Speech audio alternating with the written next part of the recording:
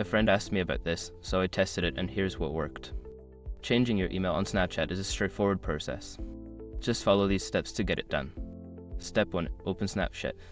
Launch the Snapchat app on your smartphone. Make sure you're logged into your account to access your settings. Step 2. Go to Profile. Tap on your profile icon located in the top left corner of the screen. This will take you to your profile page where you can find account settings. Step 3. Access settings. In your profile, look for the gear icon in the top right corner and tap it. This will open the settings menu where you can manage your account details. Step 4. Select email. Scroll down to the My Account section and tap on email. Here, you can see your current email address and the option to change it. Step 5. Update email. Enter your new email address and confirm it.